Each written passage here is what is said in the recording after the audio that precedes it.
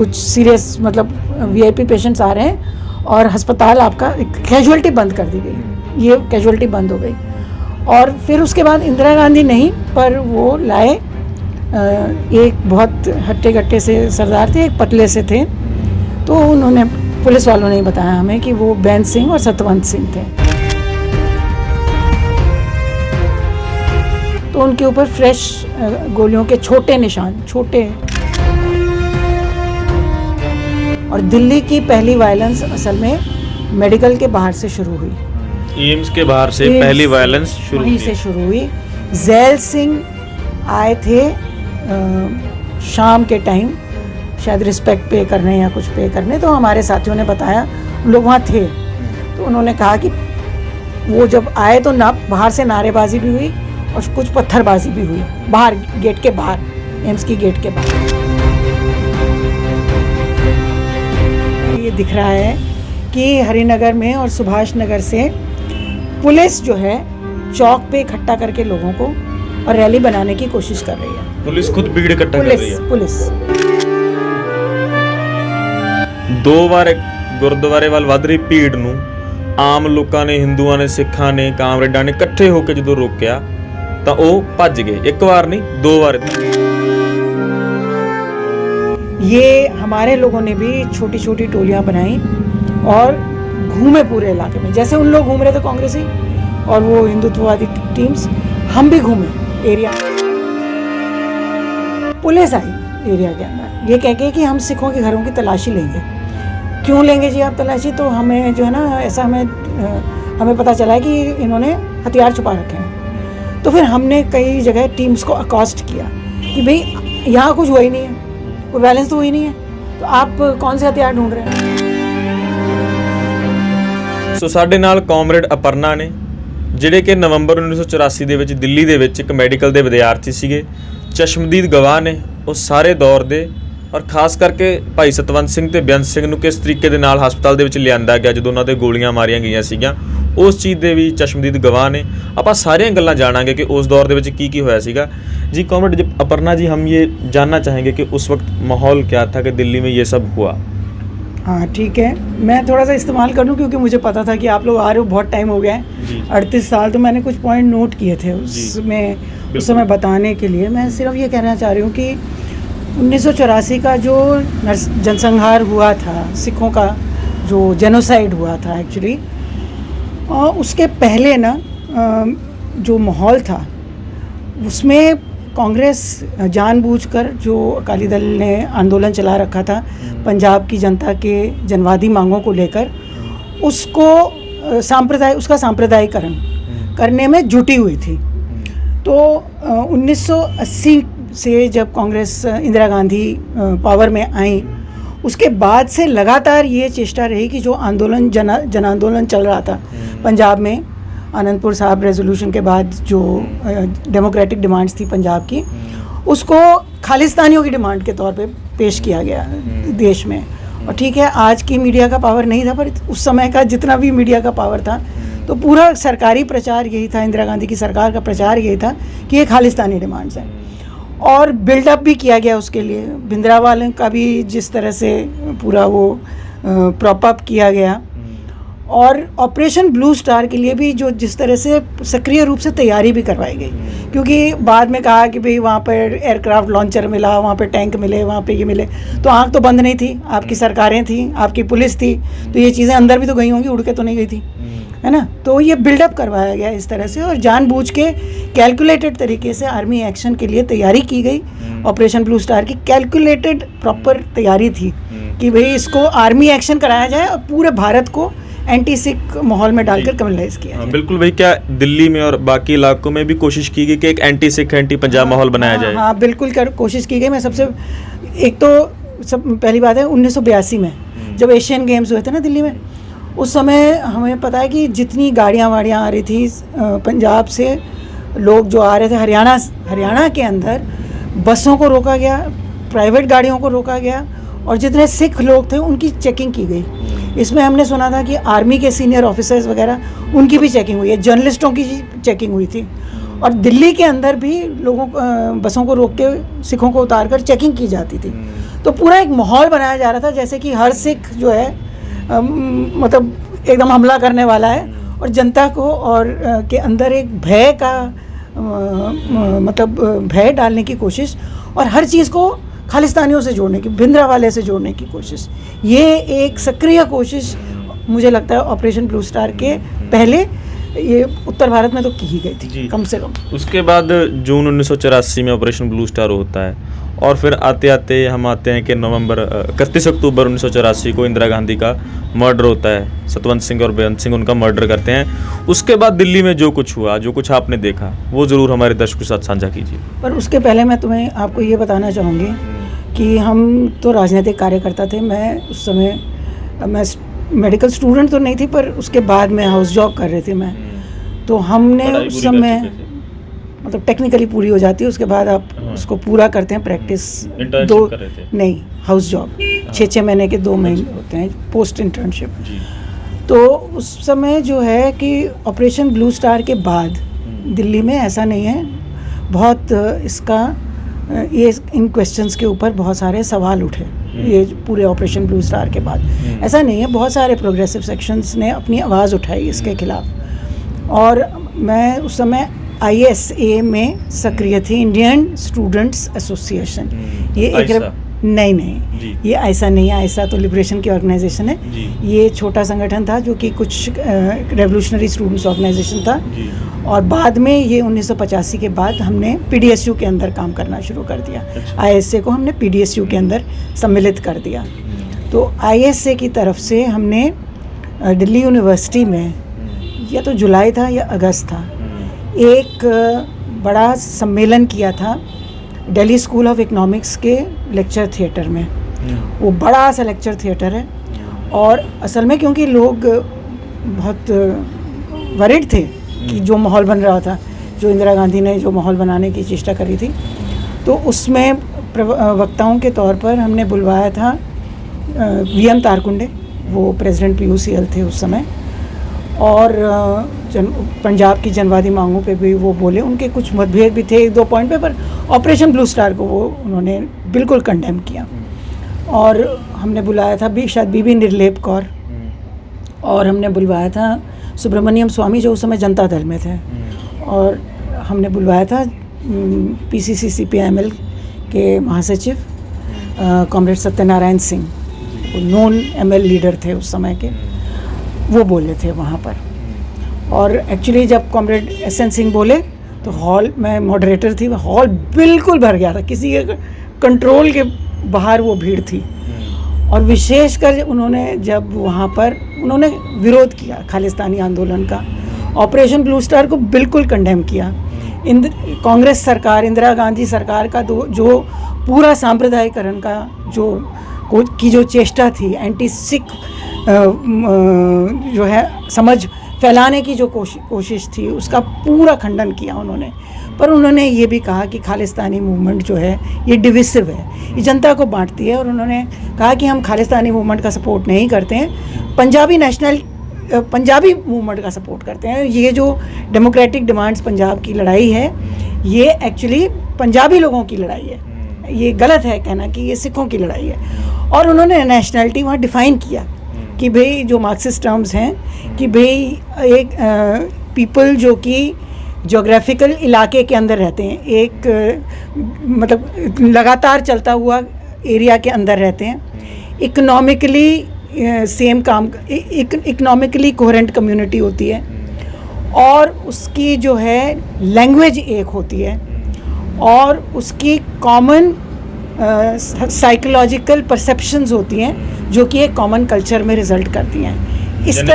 अगर मैं बोलना चाहूँ कि एक इलाका होता है, एक नेशनलिटी एक इलाका होता है, उसकी एक भाषा होती है, एक तरह के आर्थिक जीवन वो बिताते हैं, और एक तरह का उनका एक कल्चर होता है जो कि कॉमन साइकोलॉजिकल मेकअप, मानसिक, आप उसको कहते हैं ना कि अरे यार ये पंजाबी है, देखो ना कैसे जो है मस्त रहता है, ऐसे नहीं कि बोलते लोग, तो इस चीज़ से कॉमन साइकोलॉजिकल मेकअप होता है, ऐसे डिफाइन होती है नेशनलिटी। इन्होंने वहाँ बताया, और मतलब क्योंकि हर तरह का एलिमेंट था वहाँ सुनने के लिए, तो बड़ी तालियां भी बजी और बड़े हूटिंग भी हुई, वो अलग बात है, पर बहुत तालियां बजी क्योंकि बहुत सारा लेफ्ट, वो बहुत इंपॉर्टेंट लीडर थे उस समय के, नॉन लीडर थे, और लोग, बहुत सारे लोग वहाँ गैदर हुए थे यूनिवर्सिटी के उनको सुनने के लिए। और उन्होंने इस तरह से डिफ़ाइन भी किया, और उन्होंने कहा कि ये पंजाबियों की लड़ाई है और इसको खालिस्तानियों की लड़ाई बताना गलत है, और खालिस्तानी डिविसिव है, और ये पंजाबी डिमांड्स को सपोर्ट किया, ऑपरेशन ब्लू स्टार को कंडेम किया, और इसको कंडेम किया, इंदिरा गांधी के कम्युनल इसको कंडेम किया। तो ये एक बड़ी मीटिंग हुई थी।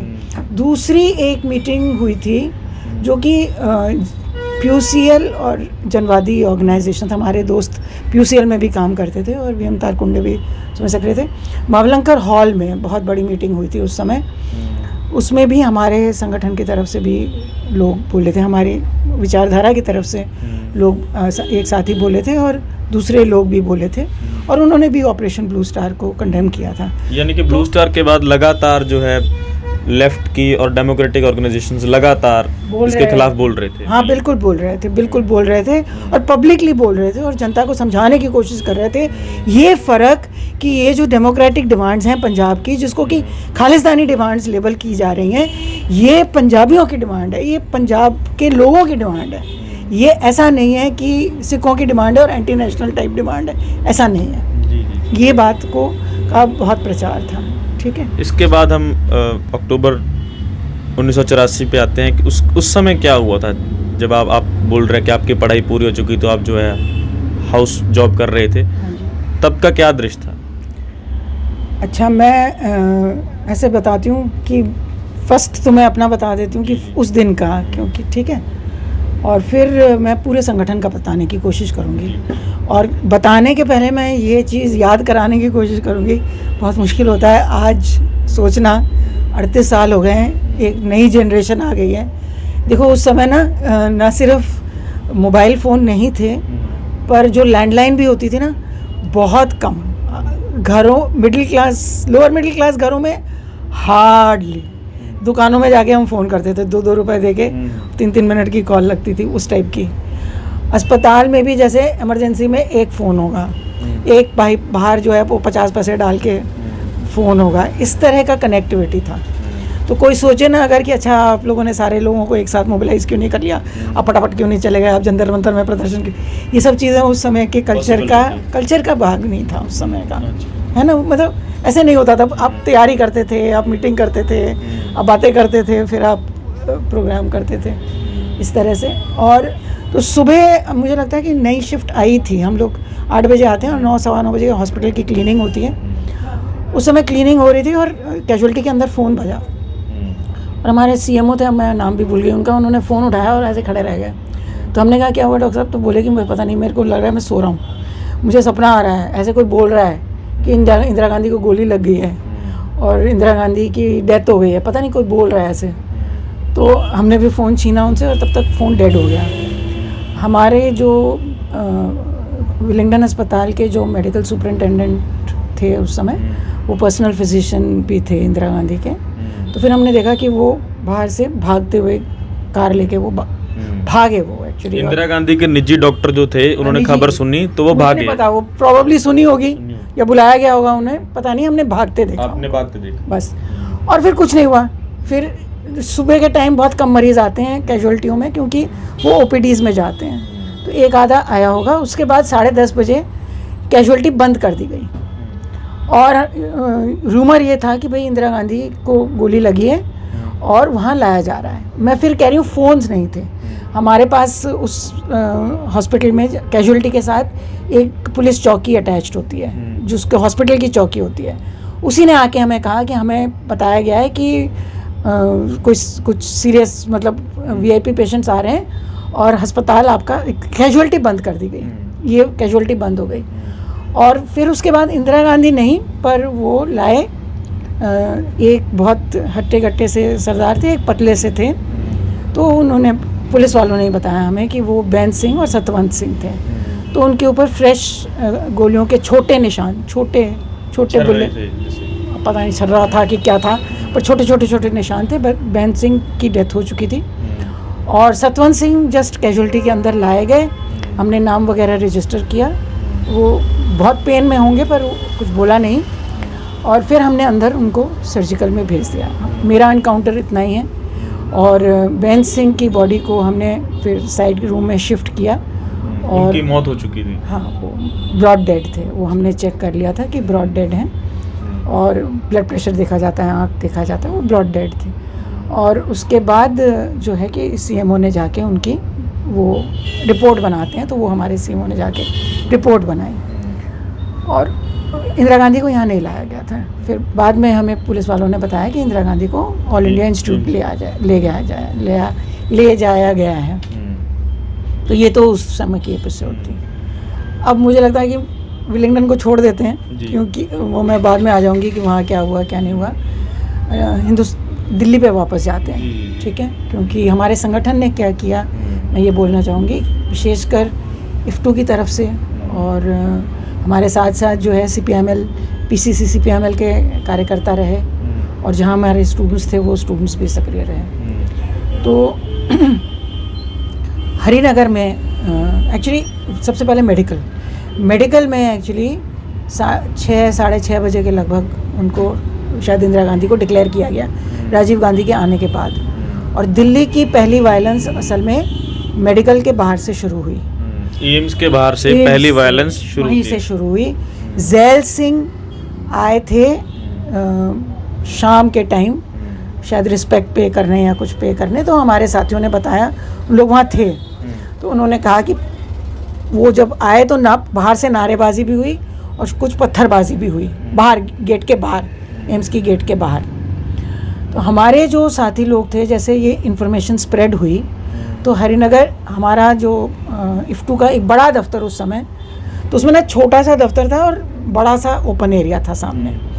और हरिनगर मायापुरी इलाका ऐसा इलाका है जहाँ शायद 1/3 से थोड़ा कम सिख पॉपुलेशन होगी, पर मायापुरी इंडस्ट्रियल एरिया सटा हुआ है, और मायापुरी में बहुत सारा सिख ओनर्स हैं, मालिक हैं, ठीक है। तो उधर हमारे जो इफ्टू के मेन कार्यकर्ता वगैरह थे वो वहाँ थे उधर। तो वो इकट्ठा होकर उन्होंने बैठकर, एक्चुअली उन्होंने हमें बाद में बताया कि देखो, हमें तो आपको पता भी चल जाएगा, आप VK पटोले से बात करेंगे तो वो बताएंगे। मिसगिविंग ये थी इनको कि अगर राजीव गांधी को प्रधानमंत्री बनाया गया तो फिर तो बहुत ज़्यादा वायलेंस होगी, पता नहीं ऐसा लग रहा था, ठीक है। और उधर जो है, जितना मुझे याद है मैंने लिखा है, पर उसके बाद आपको उन लोग भी बताएंगे खुद कि क्या हुआ था। 31 की शाम को ना हरिनगर की दफ्तर में फिर हमारे साथियों ने इफ्टू के लोगों को इकट्ठा किया। 25 थे, 30 थे, जितने भी थे, और वर्कर्स थे और कुछ जो राजनीतिक कार्यकर्ता थे उस इलाके में काम करने वाले, कुछ जो PCC के इलाके के साथी थे। वहाँ पे उन्होंने अच्छे से डिस्कशन की कि हो सकता है कि वायलेंस होगी, और अगर वायलेंस होगी तो उन्होंने ये ठान ली कि भाई ठीक है, हम कुछ भी करेंगे पर हम हरिनगर एरिया में वायलेंस नहीं होने देंगे।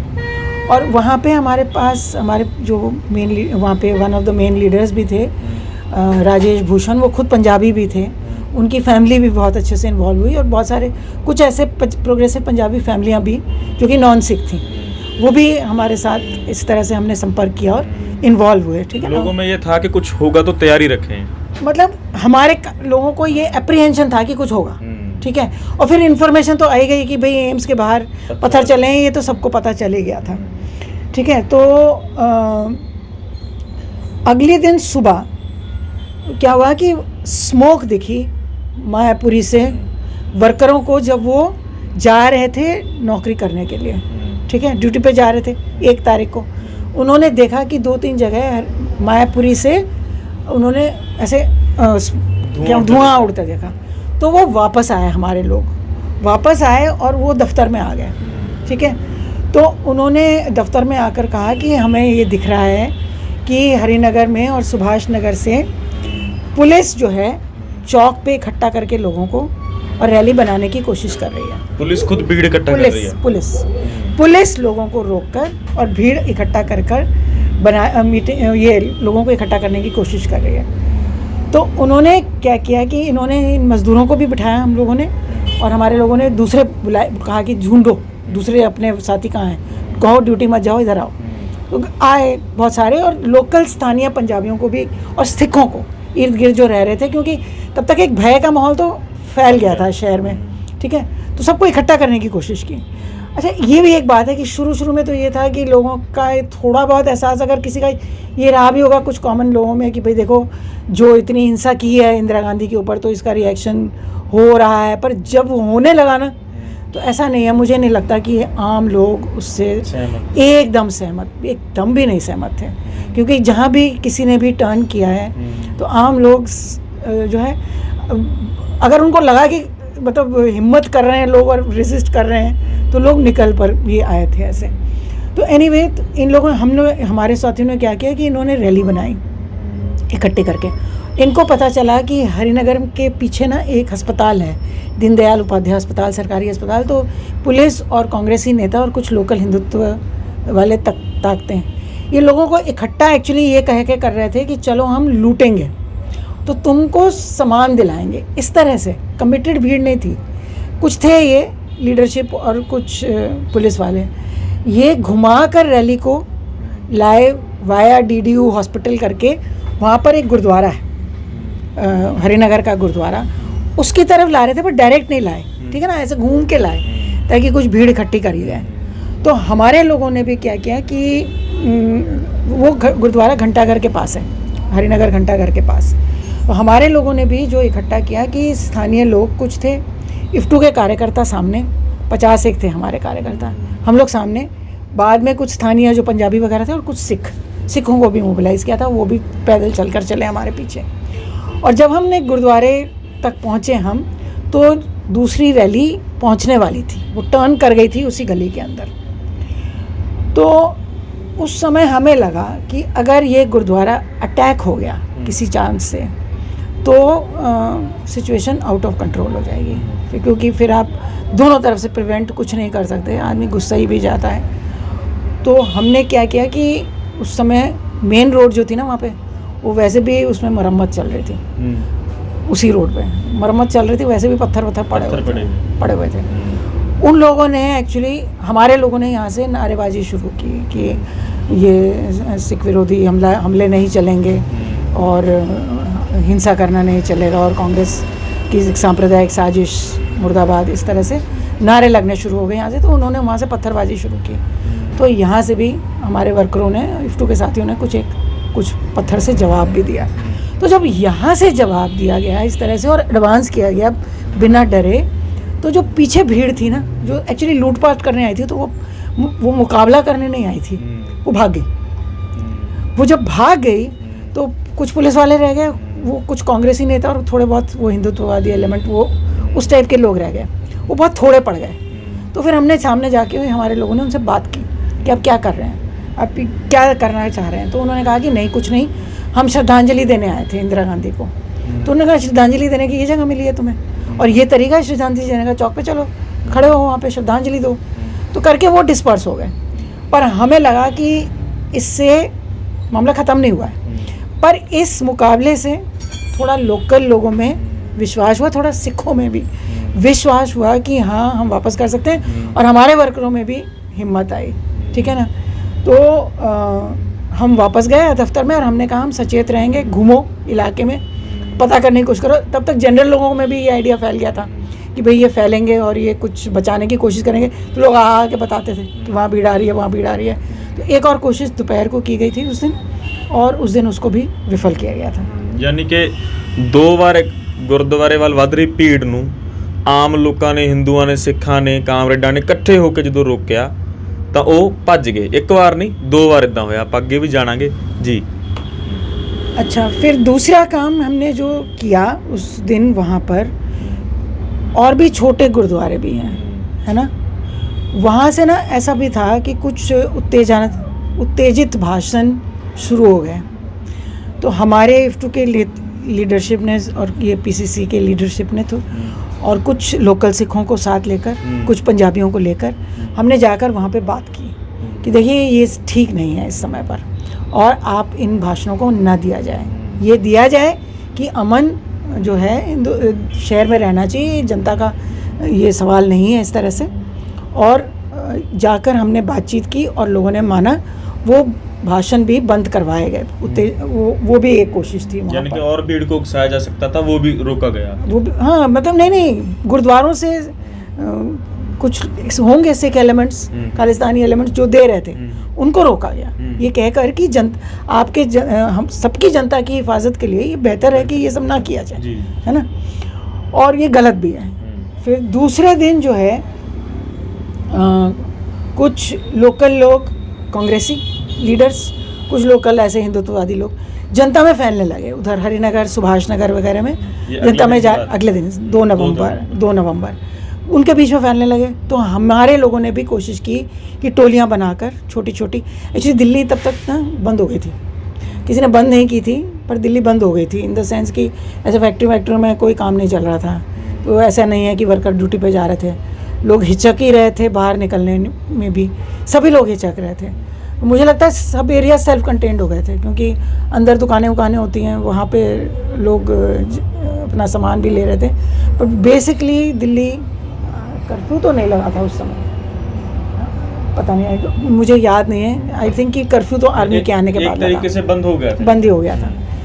तो सेकेंड डे जो है कि वो 2 नवंबर को, है ना, ये हमारे लोगों ने भी छोटी छोटी टोलियां बनाई और घूमे पूरे इलाके में, जैसे उन लोग घूम रहे थे कांग्रेसी और वो हिंदुत्ववादी टीम्स, हम भी घूमे एरिया में और हमने जगह जगह पर कॉर्नर मीटिंग ली।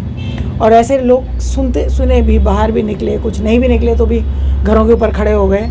और हमने भी बताया कि देखिए ये जो चीज़ चल रही है, साजिश ये है, जनता को बांटने की साजिश है, और इसमें नहीं आना है हमने, और लोगों की रक्षा करनी है। शहर का अमन जो है हमारे हाथ में है, पुलिस के हाथ में नहीं है, लीडर्स के हाथ में नहीं छोड़ना, हमने डिफेंड करना है अपने आप को और अपने जनता की एकता को हमने डिफेंड करना है। तो इस चीज़ को लेकर हम घूमे और शाम तक हमारे लोगों में भी ये विश्वास हो गया कि भाई हम हरिनगर, सुभाष नगर में कोई वायलेंस नहीं होने देंगे। इसी के बीच में चाहे 2 को चाहे 3 को, नॉट श्योर है, पुलिस आई एरिया के अंदर ये कह के कि हम सिखों के घरों की तलाशी लेंगे। क्यों लेंगे जी आप तलाशी? तो हमें जो है ना, ऐसा हमें पता चला है कि इन्होंने हथियार छुपा रखे हैं। तो फिर हमने कई जगह टीम्स को अकॉस्ट किया कि भाई यहाँ कुछ हुआ ही नहीं है, कोई वायलेंस तो हुई नहीं है, तो आप कौन से हथियार ढूंढ रहे हैं, कौन सा और सिखों के पास वैसे भी होते भी हैं जो कि उनके लाइसेंस्ड भी होते हैं, कुछ और भी होते हैं। हमने कहा कि तलाशी तब ली जाएगी अगर कहीं वायलेंस होगी, अगर वायलेंस नहीं होगी तो तलाशी नहीं ली जाएगी। तो उसी दिन इन्होंने एक 2 व्हीलर से 2 सिखों को अरेस्ट किया पुलिस ने और कहा कि ये वायलेंस फैलाने जा रहे हैं। तो वहाँ पर भी पुलिस को जो है क्वेश्चन किया गया और ये बोला गया कि आप कैसे पता है आपको वायलेंस फैलाने जा रहे हैं, कुछ भी तो नहीं कर रहे, दोनों तो निकले हैं ऐसे। तो वो क्या बोले कि हमें थाने ले जाना पड़ेगा। तो क्यों थाने ले जाना पड़ेगा? बहुत बहस हुई, तो ले तो गए पर उन्होंने बहुत जल्दी उनको छोड़ दिया वहाँ से, ठीक है। और जो हमें लगता है कि वहाँ पे जो 4-5 को आर्मी आ गई, 5 या 4 को आई, ऐसा ही चलता रहा माहौल, पर कुछ हुआ नहीं हुआ, ठीक है। अब यूँ वैसे ही नहीं हुआ कि हमारी भी कुछ उसमें भागीदारी है, ये हम सोचते हैं कि हमारी भी थी उसमें। और कुछ दिनों बाद वहाँ पर एक मिल्क डेयरी है, वहाँ पर हमने एक सभा की इस पूरे सिख विरोधी हिंसा के खिलाफ, और ये जो पूरी साजिश रची गई थी देश शहर को में सिख विरोधी हिंसा कराने की, उसमें जो है हमारे लोग बोले, हमने बीबी निर्लेप कौर को भी बुलाया था बिकॉज़ वो विलिंग थी आने के लिए, पर उसमें 5000 से ज़्यादा लोग जुटे थे, बहुत सारे सिख भी थे पर बहुत सारे लोकल पंजाबी भी थे वहाँ पर। 5000 लोग थे और 5000, हाँ 5000, और साथ ही पटोले आपको बता सकते हैं ज़्यादा उसके बारे में। एक हमने वहाँ के गुरुद्वारे में मेडिकल टीम शुरू की थी, उसमें कॉमरेड पटोले भी थे, क्योंकि इक्के दुक्के इधर उधर से दिल्ली में कहीं कहीं वायलेंस के शिकार होकर लोग परिवारों को ढूंढते हुए आए जब आर्मी आ गई उसके बाद, तो उनका इलाज वगैरह करना है, या लोकल सिख फैमिलीज़ जो कि अस्पतालों में जाने से डर रहे थे, तो हमने ये प्रचारित किया कि भाई हम इफ्टू की तरफ से हम यहाँ पर मेडिकल कैंप चला रहे हैं, अगर आप आ सकते हैं, आप आना चाहें, आप इलाज कराना चाहें तो गुरुद्वारे के अंदर आकर आप अपना इलाज करा सकते हैं। तो ये चीज़ हमने जो है वहाँ पर किया। हम टोटली ये कहना चाहते हैं आपको कि वर्कर्स ने देखा इसको, ऐसा नहीं है कि वो मतलब वर्किंग क्लास के कारण ये चीज़ें पहलकदमी हो गई, पर वर्कर्स को एक प्रगतिशील नेतृत्व देने में हम कामयाब रहे और लोकल जो प्रगतिशील सेक्शन था पंजाबियों वगैरह का वो हमारे साथ जुड़ा। और क्योंकि हमने थोड़ा मुकाबला करने के लिए हम बाहर निकले तो लोकल सिक्स थोड़ा एम्बोल्डन हो गए हमारे साथ, जिनका पहला हमसे रिश्ता नहीं भी था, ऐसे लोग भी हमारे साथ चलने को तैयार हो गए। ये हमारा हरिनगर सुभाष नगर का अनुभव है।